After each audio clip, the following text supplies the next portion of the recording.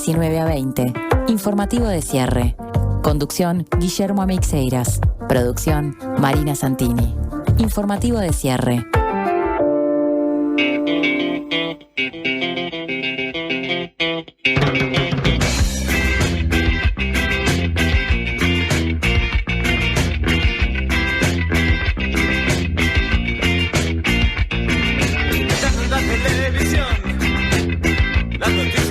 Nacionales comunicaban a la población que se cuidara de los criminales, que cerraran puertas y ventanas con cadenas y candados, que pusieran milicos vigilantes y sus ahorros bien guardados.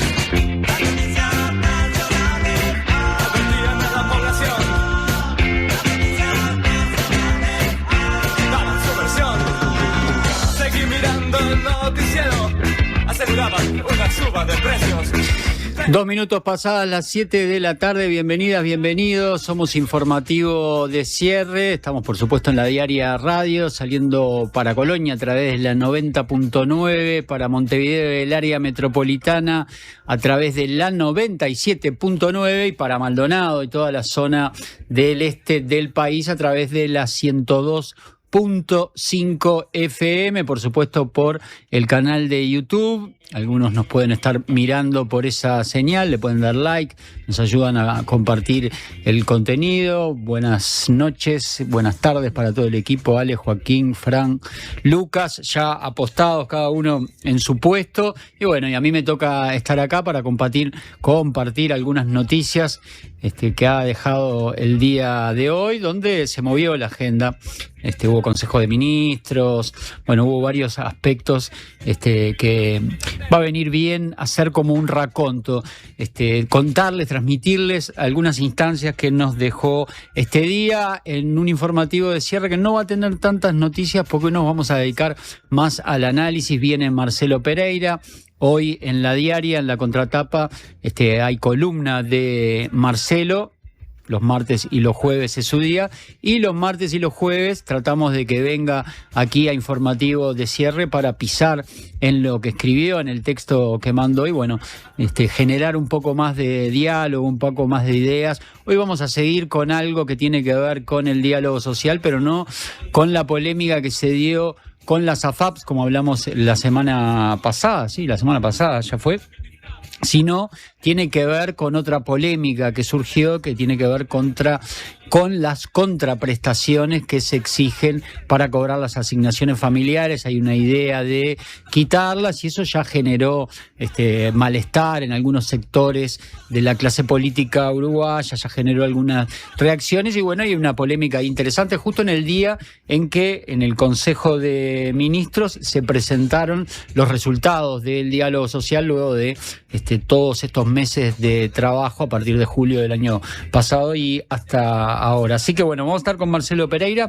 y hoy vamos a hablar de el Plan Nacional de Seguridad. También vamos a buscar otra mirada en la Diaria. Los que son habituales lectores, hay una sección que se llama Posturas, donde diferentes actores de la sociedad se expresan sobre diferentes temas. En este caso nos vamos a parar en una columna que escribió Federico del Castillo, es un antropólogo, es especializado en seguridad y escribió una columna sobre los riesgos que presenta el Plan Nacional de Seguridad, llamada precisamente 4 riesgos que amenazan a el plan, así que vamos a estar dialogando con él, también generando algunas ideas sobre ese plan de seguridad que se presentó algunas semanas atrás y sigue dando que hablar. Vamos a hacer un rápido recorrido de lo que aporta INUMET, el portal del Instituto Nacional de Meteorología, y sobre todo posicionándonos en los departamentos donde llegamos a través de aire. Hay 16 grados con 8 en Colonia en estos momentos. Tuvieron una mínima de 3 grados en la zona suroeste del país y mañana va a haber una mínima de 6 grados. No se prevén precipitaciones, por lo menos es lo que dice meteorología. Si nos venimos ya aquí a la capital, al área metropolitana, hay 15 grados de temperatura en estos momentos. Mañana una mínima de 7, una máxima de viento. Va a aumentar la nubosidad, pero tampoco están previstas lluvias. Y si nos vamos al departamento de Maldonado, están en estos momentos con 16 grados de temperatura. con 13 de mínima en el día de hoy, una máxima que llegó hasta los 17, y mañana la máxima más alta de 2 dígitos, 12 grados de mínima, 19 de máxima. Esto es lo que dice Inumet en esta zona donde nos movemos a través del aire, a través del canal de YouTube. Por supuesto, llegamos a cualquier parte del mundo. Vamos a acelerar, vamos a compartir algunas noticias. Ya nos metemos en el panorama nacional. Titulares.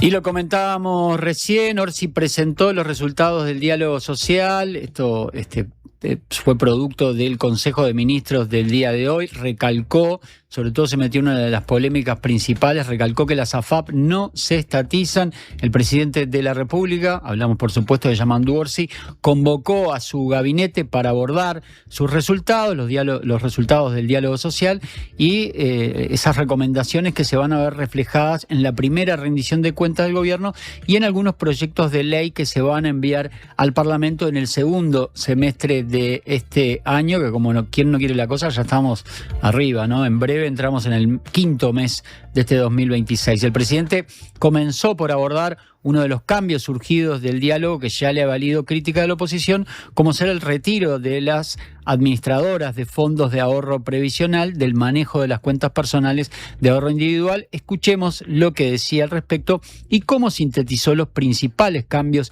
emanados del diálogo. Y para aventar cualquier tipo de especulación, lo primero que voy a aclarar, que voy a decir, es que no está en nuestro espíritu, en nuestra propuesta, pero tampoco aparece en este documento la propuesta de eliminar o estatizar las AFAP. Parece una obviedad, pero creo que era lo primero que había que establecer. Estas orientaciones hacen foco, y quiero destacarlo también, en el tema de la infancia y la adolescencia, en la necesidad de protección y de fortalecimiento de la matriz con énfasis, de protección social con énfasis en los más débiles. Hace foco también en otros temas de vulnerabilidad, como por ejemplo la indefensión en la que a veces caen los trabajadores independientes.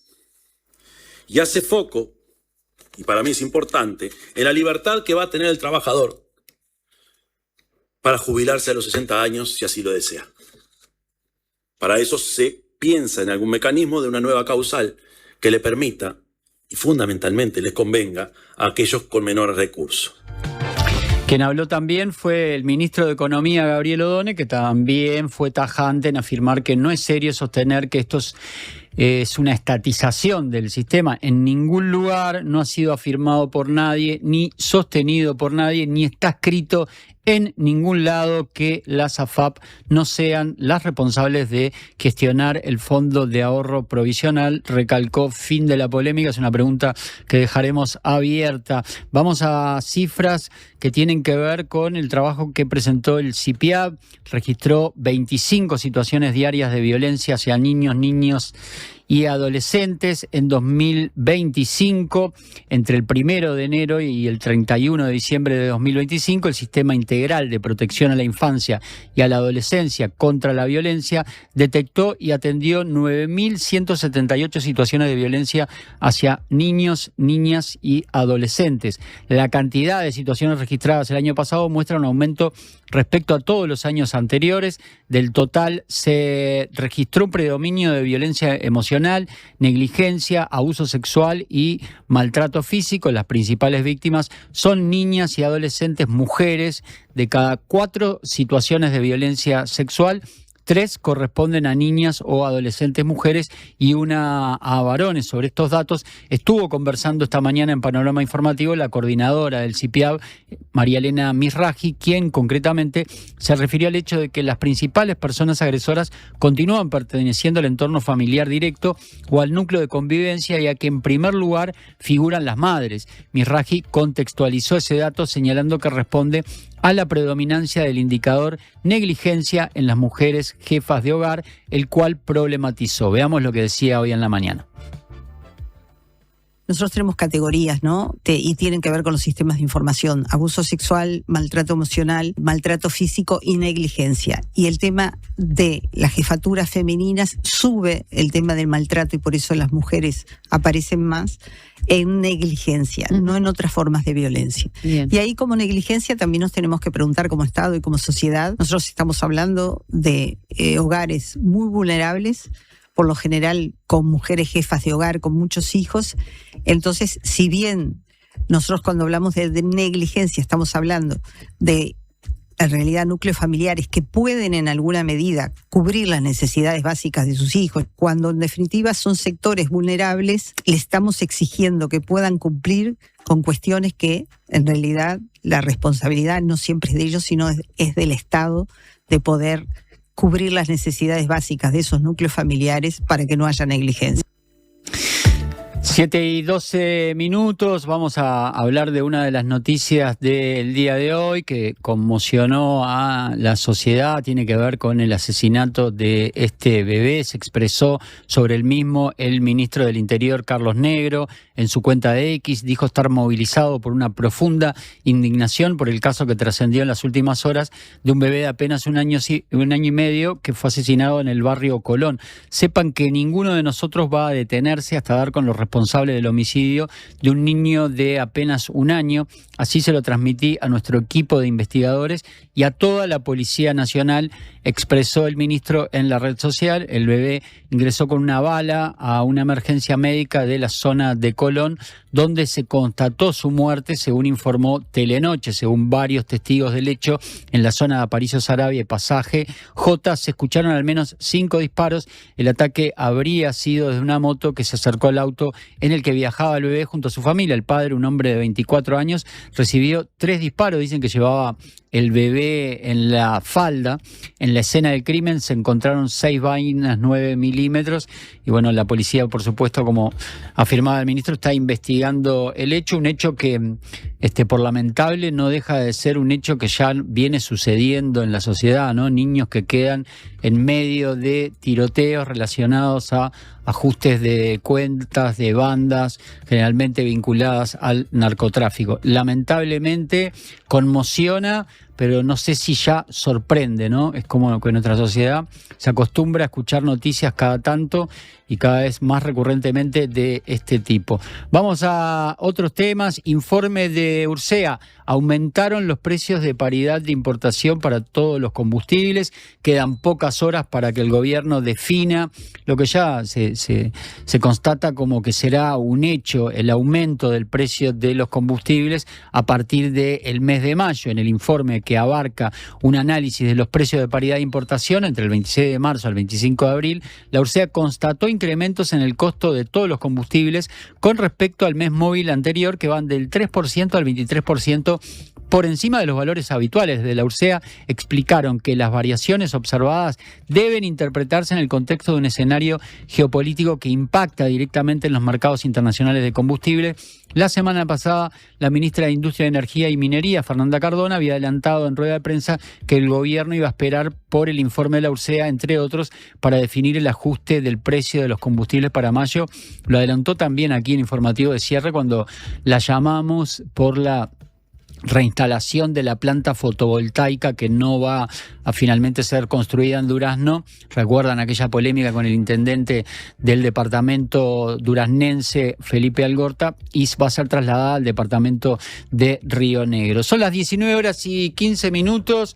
Nos vamos a meter ya con nuestro primer invitado. A él no le puedo decir invitado porque es parte de la casa. Hablo de Marcelo Pereira. Es día de contratapa, de columna en la contratapa de La Diaria de Marcelo. Es los martes y jueves y hoy se mete con una de las noticias generadas a partir de, como decíamos antes, lo producido en el diálogo social. En este caso tiene que ver con las asignaciones familiares. Debemos establecer una contraprestación para pagar esa asignación familiar a esa familia que la necesita, sí o no. Nos vamos a meter en ese tema después de esta pausa. En El Círculo tenemos los mejores planes para vos y tu familia. Si tenés entre 1 y 20 años, podés afiliarte por tan solo 800 pesos al mes, con más beneficios gratis, el mejor servicio al menor precio y los menores tiempos de espera. Elegí cambiar ahora a la mutualista con el índice de satisfacción más alto y con la red de atención más grande del país, con 5 sanatorios y 50 policlínicos. Afiliate llamando al 1870 o en circulocatólico.com.uy. En el Círculo, estamos con vos. La salud visual es un derecho. En Óptica Guzmán te ofrecemos precios populares y productos de calidad. Tenemos descuentos para afiliados a todos los sindicatos. Seguinos en Guzmán Óptica. Visítanos en Colonia 1457 bis, casi Barrio Zamorín, en la parada del ómnibus. Óptica Guzmán. Vení a ver. Todo empezó con una idea que Cecilia y Juan pensaron para su barrio. La presentaron al presupuesto participativo, la gente la votó y hoy la comunidad entera la disfruta. Ahora te toca a vos. Presenta tu propuesta hasta el 18 de mayo en montevideo.gov.uy o en los centros comunales. Con una idea podés cambiar tu barrio y la vida de mucha gente. Presupuesto Participativo 2026. Intendencia de Montevideo.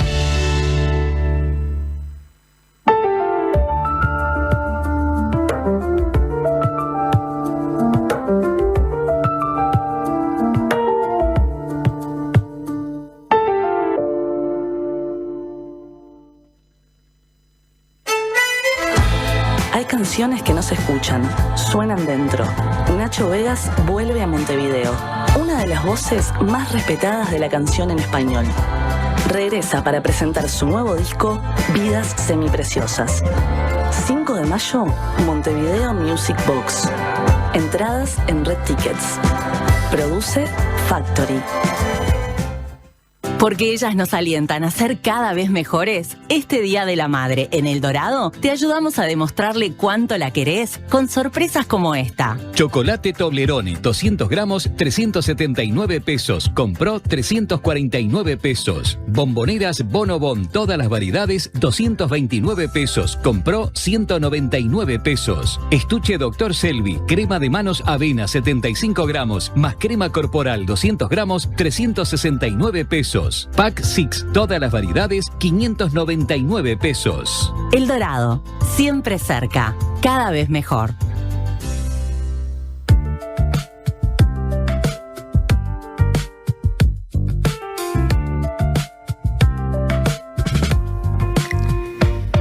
...19:19 de esta jornada que ya está terminando, por supuesto, del martes 28 de abril del año 2026... Día martes, día de contratapa de Marcelo Pereira en La Diaria. Buenas noches, Marcelo. Buenas noches. ¿Cómo andás? Bien, bien. Bueno. La vuelta del frío, pero... Sí, ¿no? Los dos de bucitos ya. Sí, ya. Estábamos acostumbrados a venir de remerita. Ya la cosa cambió y parece que todo tiende a que, bueno, un invierno medio anticipado. Sí. Aunque todavía nos queda un trecho largo del otoño, ¿no? Recién estamos entrando en el mes de mayo, todavía casi, estamos ahí en el borde. Bueno, yo adelanté un poco de qué iba esta columna, que de alguna manera es como una continuación, porque el tema sale tiene el mismo origen en polémicas que se han desatado a través de ese trabajo y de lo que empezamos a conocer de ese trabajo que hizo el diálogo social en este casi año, donde se estuvo trabajando en diversos insumos para que el gobierno pueda presentar en la rendición de cuentas o pueda presentar en el Parlamento algunos proyectos de ley, y todo tiene que ver con lo social, ¿no? Básicamente así lo dice el nombre. Bueno, la semana pasada hablamos de la SAFAP, parece haber quedado laudado el tema. Eso te quiero preguntar, si te parece que quedó laudado después que escuchamos hoy la conferencia de prensa, sí o no. ¿Las vamos a eliminar, podemos decir todavía? Y yo tengo la duda de en qué medida la evidencia pesa en estas cosas, ¿no? Porque uno escucha lo que quiere escuchar a veces. Sí, en realidad siguen diciendo, no, bueno, pero se estatiza. Lo que quieren hacer en realidad es aquello de, bueno, si no es así, por lo menos podría ser así. Son hechos alternativos, como decía aquella portavoz de Trump. Pero bueno, yo lo que espero sí es que todas estas discusiones se vayan acercando a las propuestas reales. Claro. ¿No? Pues bueno, hoy por lo menos el Consejo de Ministros recibió, discutió las recomendaciones. Todavía no están las propuestas que va a hacer el Ejecutivo a partir de esas recomendaciones, pero bueno, nos iremos acercando a discutir algo que esté sobre la mesa realmente. Esta discusión con todo de las qué se hace con las transferencias monetarias, si se exige o no, a mí lo de la contraprestación no me convence mucho. Prefiero decir, si se le ponen condiciones, porque si no parece que lo de la contraprestación ya es como presuponer que tiene que haber algo a cambio, ¿no? Pero bueno, es una discusión vieja, es una discusión importante, y que además no es nueva ni siquiera para los gobiernos del Frente Amplio, porque a la altura del segundo gobierno de Mujica esto se discutió mucho en la sociedad y también adentro del Frente, porque después de las primeras políticas como de recuperación, después del 2002, y la creación del MIDES y todas sus primeras políticas, el PANES, el Plan de Equidad, esas cosas, que fue en general bien recibido en la sociedad, después empezó una cosa que es internacional también, de resistencia a la política social, diciendo, bueno, pero pará, porque si no, esto es fomentar vagos, esto es gente que es un clientelismo, hay que asegurarse de que no se haga mal uso de esta transferencia de dinero.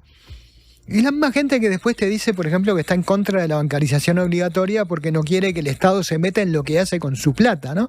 Pero bueno, son medidas distintas según de quién se trate. Se trata de los pobres, es que hay una cosa mucho más tutelar.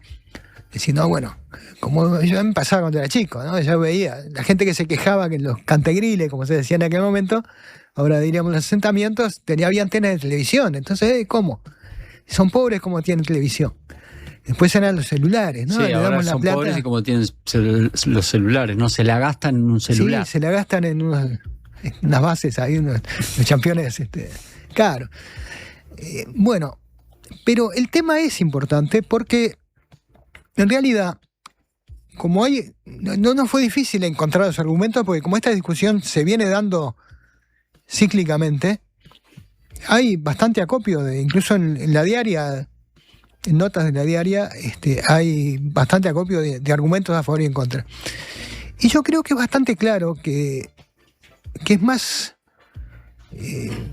eficaz el enfoque de la gente que dice, no, si esto es una política de protección social, ¿no?, que apunta a que las familias que tienen hijos, hijas, y que no tienen ingresos suficientes, bueno, el Estado se hace cargo de mitigar un poco esa desigualdad y les da la asignación familiar, que se inventó así en el siglo XX por ese motivo, primero solo para los trabajadores asalariados, formales, privados, después se fue extendiendo. En Uruguay, incluso antes del MIDES, ya se había extendido a todos los hogares más pobres.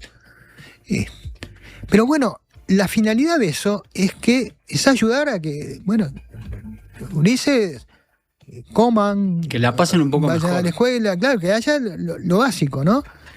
No es una beca de estudios. A alguien se le ocurrió, bueno, ya que estamos, vamos a ver si con esto también ayudamos a a presionar un poco a esas familias para que manden a los gurises a la escuela. Pero el problema de esto, primero, es que eso no es, una vez más, tampoco es equitativo, porque la gente que paga IRPF, que en general ya tiene ingresos de medios a medios altos y demás, tiene una reducción del IRPF por cada vez que tiene familia, ¿no? Por cada hijo o hija tiene una reducción del IRPF. Y a esa gente no se le pide que traiga el certificado de que se está mandando a la escuela. Al pobre sí. Entonces está esa cuestión. Pero además no funciona bien, porque también es muy importante, y está previsto entre las condicionalidades, bueno, que se ocupen de cuidar la salud de la gurizada. Ahora, ¿qué pasa? Si yo a un hogar pobre le quito el apoyo económico, ¿voy a ayudar a que a que cuiden la salud, ¿no? O de los menores, o voy a dificultar que cuiden la salud. Entonces, para cada cosa, decía, yo retomaba una nota muy, muy interesante que había hecho hace años ya el actual director de la OPP, Rodrigo Barim. Me mencionaba además a una de las personas que ganó junto con otra el primer premio Nobel de Economía, que no es de los originales, se instaló en el 69 por ahí, que es un señor que era de Países Bajos, Jan Tinbergen. Decía, en realidad, muy dedicado a estudiar la eficacia de las medidas económicas, la econometría, ¿no? Cómo lograr que fueran las acciones políticas del Estado más eficientes. Decía, lo mejor es que cada objetivo tenga una política concreta. Si no, parece... Yo tengo un recuerdo de infancia que quería compartir contigo. Yo tenía 13 años, antes de las elecciones del 71. Un día aparece en televisión de noche un señor que apoyaba la candidatura del general Juan Pedro Rivas en el Partido Colorado, un general muy, muy derechista, y tenía a este personaje, que si no me equivoco, el apellido era Sánchez y Sánchez, que tenía un plan que servía para todo. El tipo decía, vamos a dragar la bahía de Montevideo, entonces ahí el puerto mejora, con el material que sacamos le ganamos tierra al mar, como los holandeses, en ese terreno nuevo hacemos viviendas, con eso solucionamos el problema de vivienda. Con todo el trabajo que se va a generar con esto, solucionamos el desempleo y la pobreza. Y además va a venir turismo a ver esa magnífica obra, ¿no? Entonces, yo con 13 años ya me daba cuenta que eso era un poquito... era poco probable que eso funcionara bien, ¿no? Y se iba perdiendo el objetivo. Sí, sería para todo. Se iba difuminando cuál era el objetivo. Entonces. Espero que a nadie se le ocurra ahora decir, mirá qué buena idea, ¿por qué no la ponemos en práctica? ¿No? Pero es eso, no podés hacer política que sirvan para todas las cosas. Entonces, para apoyar que los gurises vayan a clase, tiene que haber políticas específicas, que por supuesto es muy importante que esas familias manden a las hijas, a los hijos a clase, pero a veces no lo hacen. ¿Por qué? Porque no tienen cobertura de cuidados. Entonces, por ejemplo, una de las gurisas se queda en la casa a cuidar a los gurises más chicos y no va a la escuela, o porque los ponen a trabajar. Hay una cantidad de cosas que tienen que ver con cómo es el centro de estudios, cómo es toda la realidad de esa familia, que hay que atacarlas específicamente. Cambio, esto me decía, bueno, te voy a castigar, sino te voy a penalizar, me parece que no ayuda. Porque el que está peor, justamente le estás apretando más los tornillos, y es poco probable que eso sirva. Y estaba lo que decía el otro día el presidente del CODICEN, Cayani, ¿no? Acá mismo con Mavi Correa. En 2024, suspendiendo de las asignaciones, hubo 300 gurises que él hablaba volvieron. De 5.300 volvieron, y él contaba que en el año 2025 que lo fueron a buscar, empezaron con la iniciativa de empezar a tomar contacto con esas familias, y de esos 5.000 volvieron 3.000. Claro. Y además me pareció interesante, y tuve la oportunidad de dialogar con él en el otro kiosco que tengo, y él decía que, claro, también en esa iniciativa de irlos a buscar a las casas, empezás a encontrar realidades muy diferentes, en el sentido de que muchas veces son problemas que no tienen que ver con padres ausentes, que no se ocupan de sus hijos, porque está un poco eso atrás, ¿no? Sí. Vamos a obligarlos a que los manden a los hijos a la escuela, a esto que ignoran, no sé, todo un montón de prejuicios. A veces te encontrás con, de repente, una familia que se tuvo que mudar a otro barrio alejadísimo por trabajo, y no le dio la oportunidad de cambiar a su hijo de la escuela, entonces no tiene manera por sus horarios cómo mandarlo, o se mudó a un lugar donde es difícil la accesibilidad, o por el trabajo no lo pueden... Un montón de hay alguien enfermo en la familia. Y que eso permitió identificarlas y hacer los cambios correspondientes. Bueno, relocalicemos a este niño en otra escuela, por ejemplo, ¿no? Sí. Por tomar ese ejemplo de alguien que se tuvo que mudar. Una ayuda más inteligente, ¿no? Exacto. Porque si no, bueno, es como un trámite muy frío y muy distante de entender qué es lo que está pasando ahí. Algo pasa. Porque además el gurí que no va a la escuela tampoco, por ejemplo, muchas veces no come, porque comen de escuela. o tiene otra serie de problemas que no es que... ¿Y sabes otro caso que me citaba? Perdón que te interrumpa, que me vino a la memoria, que en muchas de estas que quieren reforzar todo lo que es la zona de la frontera seca, porque les ha pasado que muchos niños de repente abandonan la escuela uruguaya porque empiezan en la escuela brasileña. Entonces están identificando un problema que quizás en realidad no hay. A ese niño que sigue viviendo en Uruguay, pero que cruza a la escuela del otro lado y bueno, está perdiendo esa asignación, ¿no? Claro. Y la otra cosa, ¿estamos de acuerdo o no estamos de acuerdo? Aparentemente están de acuerdo todos los partidos en que todo el tema de ayudar a que se reduzca sustancialmente o desaparezca lo que llamamos pobreza infantil, eso es la prioridad de políticas sociales ahora. Bueno, si estamos de acuerdo, entonces eso no puede estar condicionado a otros objetivos. Si es la prioridad, es la prioridad. Si hay otras cosas que sí, es la prioridad, pero si no haces tal otra cosa que yo quiero que hagas, no te ayudo, bueno, ahí se complica. En realidad estamos haciendo como que es la prioridad, pero no es. Exactamente. Bueno, lindo debate para seguir profundizando. ¿Con qué venimos el jueves? ¿Con qué estamos? No sabemos. Hoy todavía no. Puede ser que sea algo previo al 1 de mayo. No sé, pero eso no. Bien, ahora dentro de un rato lo voy decidiendo y le voy avisando a Federico Murro, que también tiene que saber con anticipación cuál es el tema, ¿no? Tiene tiempo para pensar. Marcelo, nos escuchamos y nos vemos la semana que viene. Bien. La semana que viene no, el jueves. El jueves. Con una nueva instancia aquí que dependerá del tema que esté planteado en la contratapa de la diaria. Bien. Nos vamos a una pausa y vamos a hablar del Plan Nacional de Seguridad, también tirando un par de ideas arriba de la mesa y hablando de los riesgos que tiene ese plan presentado también recientemente. En Anda lo damos todo y los propietarios nos hacen todo tipo de preguntas. Para alquilar mi propiedad con Anda, ¿tengo que ser socia? No tiene por qué. ¿Pero puedo serme socia? Puede. ¿Y qué gano? Puede pedir adelantos de alquiler y cobrar varios meses juntos. Taca, taca. Soy propietario. ¿Qué me dan? Poder cobrar en fecha todos los meses. ¿Me sirve? ¿Un cafecito? Bueno. No hay garantía como la de Anda, porque es la que da más beneficios y descuentos a inquilinos y más seguridad a propietarios e inmobiliarias. La garantía más aceptada del país, la número 1. La más conveniente. Sí, en Anda lo damos todo. El Alemán al Auditorio del Sodre. Último disco de Gerardo Dorado, El Alemán.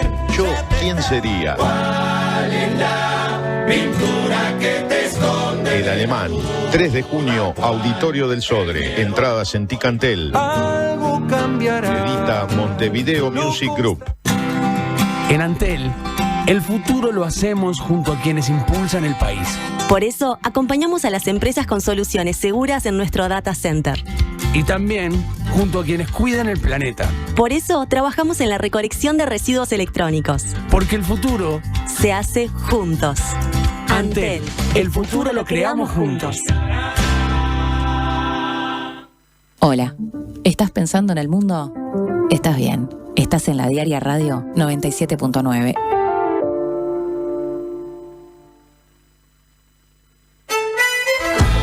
Hay canciones que no se escuchan, suenan dentro. Nacho Vegas vuelve a Montevideo, una de las voces más respetadas de la canción en español. Regresa para presentar su nuevo disco, Vidas Semipreciosas. 5 de mayo, Montevideo Music Box. Entradas en Red Tickets.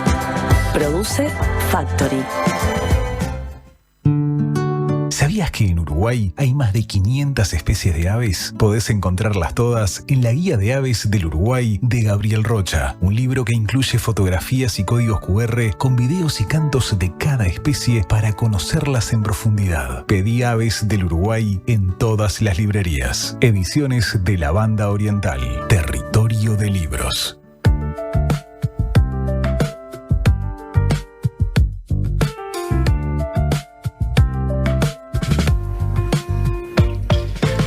35 minutos pasan ahora de las 7 de la tarde. Nos están escuchando a través de la 90.9 en Colonia, la 102.5 de Maldonado y la 97.9 aquí en el área metropolitana. Además nos pueden estar siguiendo aquellos que quieran por nuestra señal de YouTube o por algunas aplicaciones como TuneIn o por la propia página de La Diaria. Ahí van a ver un icono que te manda o al canal de YouTube o a escuchar la radio online, así que muchas vías para comunicarnos, muchas maneras de llegar. Y bueno, estamos con nuestro segundo invitado. Yo ya decía que Marcelo en realidad no es un invitado, y Federico del Castillo, tampoco sé si decirle invitado porque escribió recientemente Postura, yo contaba más temprano, donde diferentes actores de diferentes disciplinas escriben sobre diferentes temas. En este caso nos vamos a enfocar en el Plan Nacional de Seguridad Pública. Federico es antropólogo,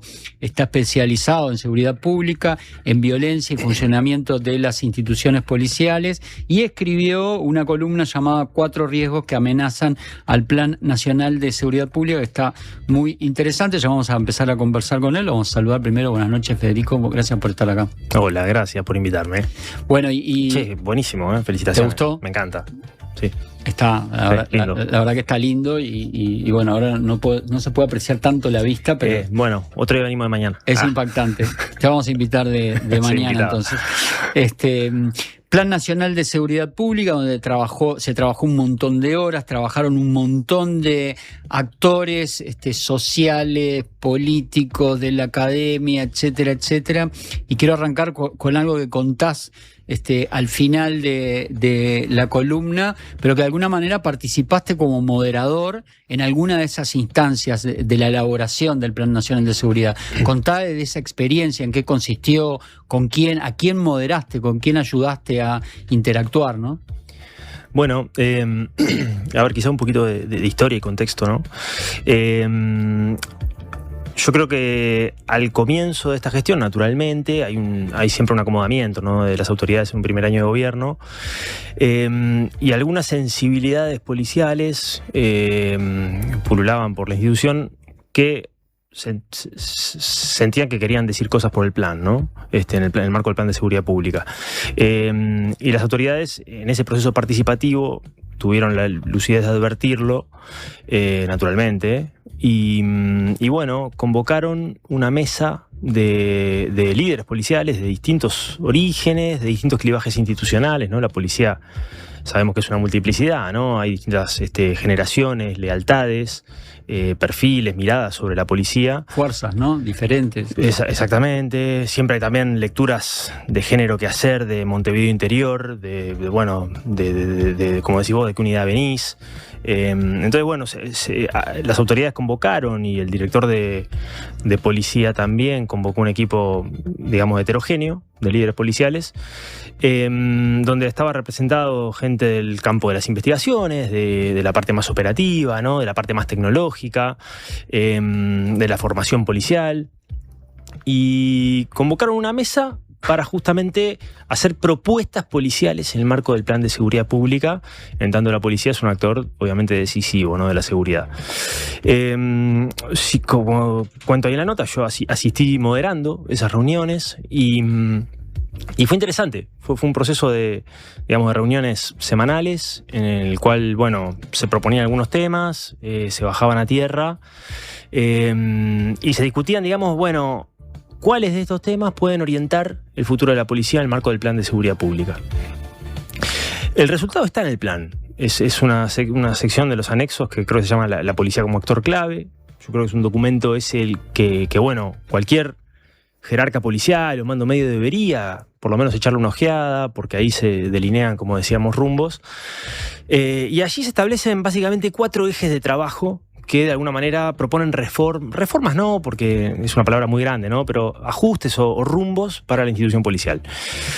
Uno de ellos es el de la formación policial, que es donde me parece a mí hay mayor avance. En los últimos meses se han hecho públicas algunas de las transformaciones que enfrenta que atraviesa la formación policial.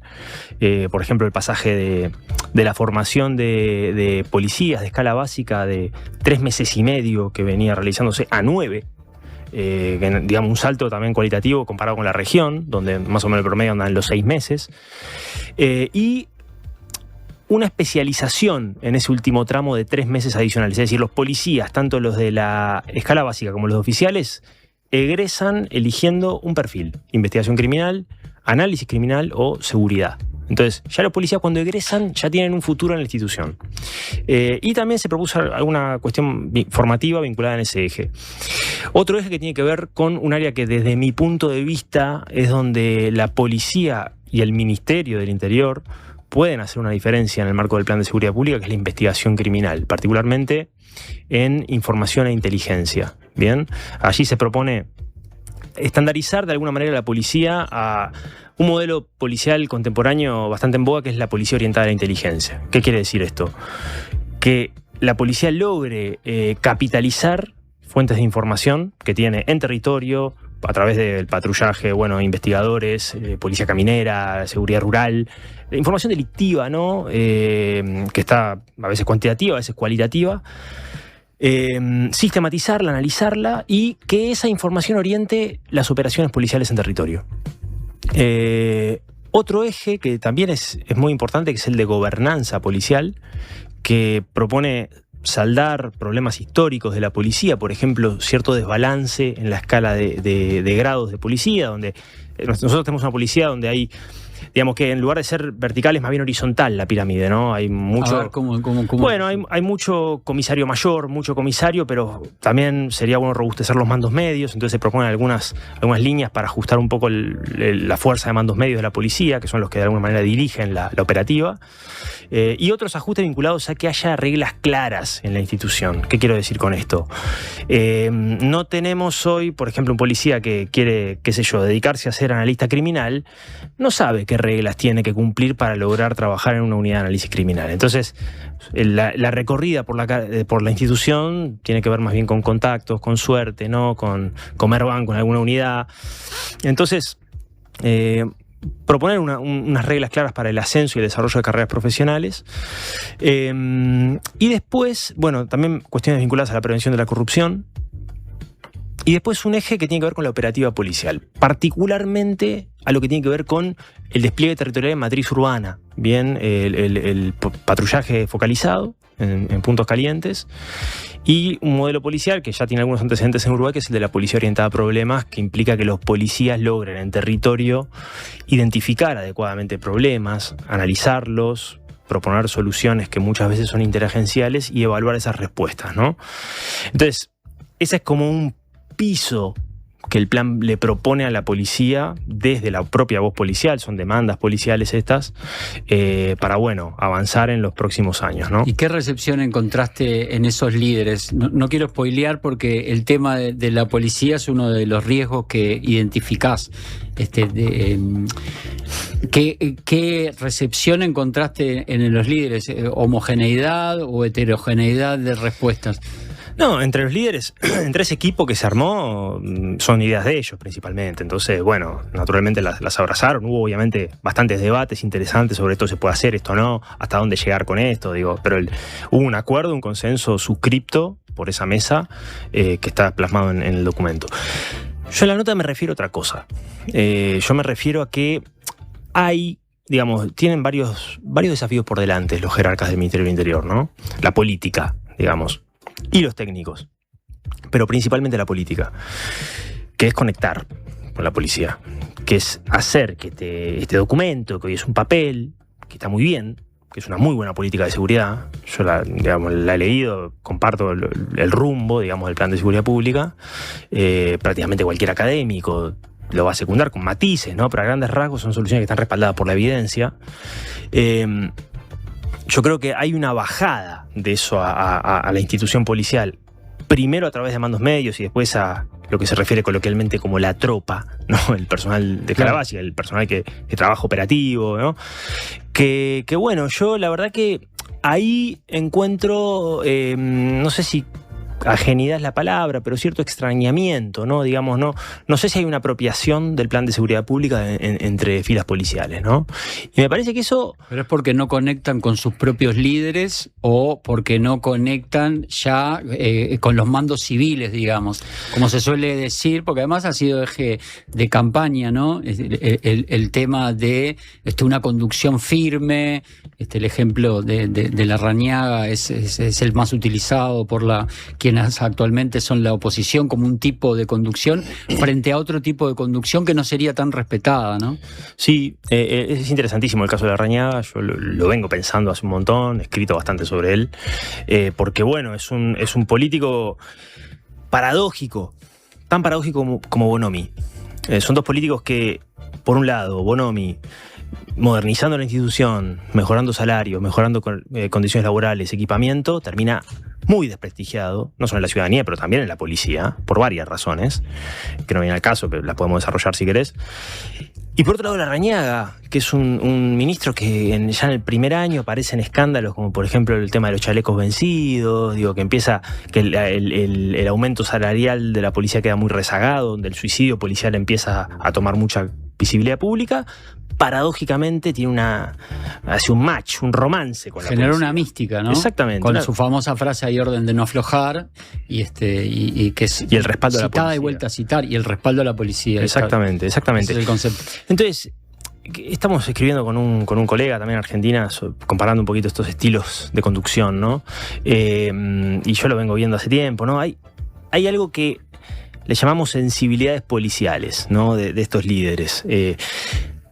En la policía no tanto vale, ¿no? Vale lo material, valen las condiciones de trabajo, pero valen muchísimo los estilos interpersonales de conducción. Que el ministro como figura simbólica, ¿no? Conecte al mirar los ojos del policía, logre tocarle el cuore, la fibra, ¿no? Entonces, bueno, esta gestión, lo digo ahí un poco en la nota. Para ordenar nomás la conversación, porque vos primero planteás y ya meternos en el plan, ¿no? En el Plan Nacional de Seguridad Pública, vos planteás primero como algunas fortalezas que tiene el plan y una debilidad que sería la sostenibilidad de este plan, que estaría en riesgo, y por esto lo dividís en 4 factores de riesgo que están amenazando este plan. Pero detectás varias fortalezas, entonces está bueno brevemente hablar, que yo te las voy a citar y vos las vas a desarrollar brevemente. Un plan ambicioso, un plan con buenos insumos técnicos y un plan que participaste además, un proceso de participación saludable, así lo definís. ¿Qué podés decir de estas fortalezas y de lo novedoso de las mismas? Yo creo que los riesgos que propongo ahí son también posibles fortalezas del plan. La gran virtud de esta gestión va a ser lograr transformar estos riesgos en fortalezas, si es que lo logra. No es fácil, pero hay que darle crédito, creo yo, que le quedan varios años de gestión por delante. A ver, hablabas de la ambición, y es un insumo, ¿no? Es un insumo, un plan ambicioso, un plan que con un proceso de participación muy saludable con distintos actores, que se propone transformaciones sustantivas de acá a 10 años, donde hay que lograr esa gobernanza. Bueno, el riesgo es lograr esa gobernanza, ¿no? El riesgo es hacer que, esa ambición no desborde los objetivos del plan, ¿no? Demasiado se promete, pero después hay que ver cómo aterriza eso en la práctica. Es aquello de poner la vara muy alta también y de no lograr que las expectativas que se generan de repente en la población se empaten, ¿no?, con la realidad. Exactamente.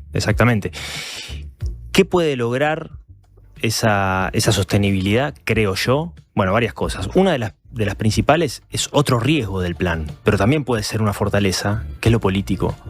Que el plan consiga respaldo político, que la política se apropie de este plan, no solo las autoridades del Ministerio del Interior, sino, empezando por el presidente de la República. Yo creo que, no quiere decir que no lo respalde, pero, a ver, en un país donde la seguridad es el principal problema de los uruguayos, el gobierno construyó un plan de seguridad pública. Uno entendería que el plan de seguridad pública debería estar en los informativos por lo menos una vez por semana, 2 veces por semana, mostrando avances, mostrándose, ¿no? Es una carta que tiene el gobierno que costó bastante construir. El plan necesita esa legitimación de la política, ¿bien? Por ahora es un documento técnico que tiene interrogantes encima. Entonces, me parece que este riesgo puede transformarse en insumo a favor si la política logra capitalizar este plan, ¿no? Y ahí corre con una desventaja quizás, que es un ministro que no viene de la política, quien lidera la policía en el día de hoy, ¿no? Es un ministro que viene de la justicia, fue juez, fue fiscal, y no tiene mucho que ver con ese perfil de los que citábamos antes, ¿no? Un Bonomi, una persona fuerte del gobierno, un Larrañaga también, una persona fuerte del gobierno que le tocó integrar, ¿no? Hay como una diferencia ahí, ¿no? Mira, yo creo que la composición social de las jerarquías de gobierno y del campo de asesores viene con un enorme capital detrás. El ministro, empezando por el ministro, un fiscal muy destacado, un jugador muy destacado de fiscalía, nadie te va a hablar mal de Carlos Negro. La viceministra no viene de... O sea, tiene obviamente un historial político, pero digamos... Gabriela Valverde. Gabriela Valverde, que tiene una trayectoria, que conoce muy bien el ministerio porque era gerenta técnica del ministerio, pero tampoco, digamos, es Jorge Vázquez, ¿no? O no sé, bueno, Faropa, qué sé yo, su secretario de peso, ¿no? Abdala, ¿no? Y el campo técnico del ministerio, los asesores también vienen con mucho prestigio académico, pero tampoco vienen del mundo interno del Ministerio del Interior. Entonces, bueno, hay una decisión ahí en la composición social del Ministerio del liderazgo, ¿no? Que tiene buenos porotos a su favor, ¿no? Tienen experiencia en el campo penal, conocen de evidencia, conocen a la fiscalía, conocen a la parte más gerencial del ministerio, pero hay que ocupar esa silla. Mi respeto por el ministro Negro, ¿no? Es probablemente la silla más complicada que hay para ocupar, cuando sistemáticamente todos los ministerios del interior son los líderes que tienen peor imagen históricamente en Uruguay. Entonces, hay mucha presión en ese cargo, ¿no? Bueno, jugar ese partido... mi respeto es por todos los ministros del Interior, en realidad. Vos nombraste una palabrita ahí que se coló varias veces, que es evidencia, y uno de los riesgos que también podríamos decir es una fortaleza, y lo definís como el culto a la evidencia, ¿no? Y esto también tiene que ver con un ministerio que no tuvo empacho en mantener figuras del gobierno anterior, y justamente si hablamos de evidencia tenemos que hablar de Sanjurjo, ¿no? Una figura que es querido y no querido dentro de su propio partido. Tiene un sector de su partido Colorado que lo apoya y otro sector que lo denosta. Lo vivimos en estos días, ¿no? Con cifras presentadas. ¿Qué se puede decir de la evidencia? Bueno, a ver... y de los números, las cifras, ¿no? No solo en la figura de Diego, ¿no? También, por supuesto, Emiliano Rogido, el director del plan, asesores, qué sé yo, Nicolás Trachtenberg también, que colaboró en el insumo para el plan, Ana Viña, digamos, gente que ha trabajado durante muchos años, ¿no? Y también con siempre esa mirada de la evidencia empírica, ¿no? Que yo me parece muy saludable y me parece una gran virtud del plan. Yo, digamos, estoy en ese equipo, o sea, adhiero a la importancia de la evidencia y la jerarquizo. Pero ¿qué pasa? Yo soy antropólogo, ahí quizá me distancio un poco de que la evidencia, de una mirada de que la evidencia, bueno, es casi un punto de llegada, ¿no? Para mí es un punto de partida. Después, el partido se juega en la implementación de las políticas públicas. Esto lo sabemos todos, hay un desafío a la hora de implementar políticas, no bajan en línea recta, sino que se van descomponiendo, se van negociando, se van reconvirtiendo, reformulando, y ahí hay que acompañar el diseño de una política pública. Bueno, hay que ver qué pasa con esa evidencia, porque hay mucha literatura en criminología sobre qué funciona y qué no funciona, pero no tanta sobre cómo hacer que las cosas funcionen, cuáles son los errores. No hay un banco de datos sistemático que uno pueda decir, a ver cómo se implementó este programa de disuasión focalizada para reducir homicidios en Noruega, y a ver qué pasó en Ghana, y a ver qué pasó en Colombia. No. Sabemos que el programa funciona o no funciona, tenemos en los papers académicos algún detalle organizacional, pero no es un saber, digamos, muy extendido, ¿no? Porque hay una casuística casi individual. Entonces, Uruguay tiene sus particularidades como cualquier país, y lo que tiene que... La gran interrogante es, bueno, ¿cómo esa evidencia se traduce efectivamente en transformaciones, ¿no? Y ahí yo creo que el culto a la evidencia, como digo, puede ser riesgoso, puede ser cegador, bien, no alcanza con la evidencia. Lo que hay que hacer, en todo caso, es diseñar políticas que estén a la altura de esa evidencia. Y ya para cerrar, me gustaría meter un apunte que haces al final, que lo llamé el factor Félix, que es un ciudadano, ¿no? Que participa en una reunión, no me acuerdo, en Casabó ¿era? No. En un barrio era, ¿no? Que se presentaba el plan de seguridad. Relatámelo bien porque lo estoy recordando de memoria. Relatámelo vos. Así que, ¿quién es Félix y qué idea te disparó, no? En un evento, en el marco del Plan de Seguridad Pública, en el cual Nicolás Trachtenberg y Olga Sánchez de Rivera, que son consultores que aportaron al plan, hicieron un metaanálisis muy comprensivo. Un metaanálisis es una revisión sistemática de estudios, de evaluaciones de políticas, en este caso de seguridad, a ver si funcionan o no funcionan, ¿no? Con diseños experimentales robustos, digamos, con alta escala de fiabilidad, de validez. Entonces, lo que hicieron fue revisar varios metaanálisis. Revisaron 250 metaanálisis que abarcaban 3.700 programas, es decir, un universo muy amplio. Y ahí determinaron, bueno, cuáles políticas funcionan para reducir el delito, cuáles no, una revisión actualizada, un documento que también está en línea. En la presentación de ese documento, que hubo varios expositores, no solo los autores, se abre una ronda de preguntas al final y el primero en levantar la mano es un vecino de Casavalle. Casavalle, sí, que Casabó. Félix, que representa una organización, pero un vecino, que ahí dice, bueno, yo la verdad que gracias, saludo que haya académicos, ustedes hablan muy complicado, pero bueno, por suerte tenemos académicos, pero yo lo que veo es que este plan no soluciona los problemas que yo tengo en Marconi y que mis vecinos tienen. Y medio que, bueno, esa intervención, después le contestaron los expositores, no sé si quedó conforme Félix con la respuesta, me parece que no, y quedó perdida ahí en las demás preguntas, ¿no? Y a mí me dejó pensando mucho esa intervención, porque también me hizo ver, digamos, el potencial disruptivo que tuvo, ¿no? El efecto disruptivo que tuvo, que incomodó incluso un poco, por su frontalidad, por su honestidad brutal, ¿no? Y la verdad que hay un punto en el que Félix, yo creo que más allá de que, bueno, uno puede decir, no son las mismas soluciones de siempre, hay virtud en esto, puede discutirla Félix tomándose una cerveza, un café. Yo creo que él desnudó algo que quizá podemos extrapolarlo a la gestión, que es que este plan es higiénico, es un documento limpio, perfecto, está bien redactado, tiene evidencia, esto funciona, pero eso no enamora. Eso no le toca el corazón a Félix, que sale y escucha disparos en Marconi, el lugar donde hay la mayor tasa de homicidios de Montevideo, ¿no? Concentra un porcentaje altísimo de homicidios de Montevideo. En la recorrida de ese documento a comunicarse con ciudadanos como este que intervino, pero digamos, puede ser un ciudadano de Punta Gorda, de Malvin Norte, no importa, digamos, la sensibilidad, el temor al delito, bien, que es el principal problema de los uruguayos, la criminalidad, la violencia. El temor al delito es muy alto en este país tradicionalmente. El plan tiene que encontrar una traducción política, creo yo, que le llegue a la ciudadanía, pero que no solo le llegue a la ciudadanía, sino que también le llegue a los policías, que eso también lo digo en la nota. Hay una bajada a la vida social de este plan que creo que está por verse, ¿no? Y bueno, ahí me parece que es el gran desafío que enfrentan las autoridades. Federico, se nos fue el tiempo, pero gracias por estos minutos, la verdad que es súper interesante, la pueden encontrar, quien quiera ampliar, busca en Postura, googlea Postura, la diaria Federico del Castillo y va a salir esta columna llamada 4 riesgos que amenazan al Plan Nacional de Seguridad Pública, seguramente tendremos oportunidad de conversar en otra ocasión. Gracias. Bueno, nos vamos, gente, se viene la música Me Llueve, ya está apostado Carlos Dopico para ingresar a este estudio, así que le dejamos el aire, nosotros nos reencontramos mañana a las 7 de la tarde.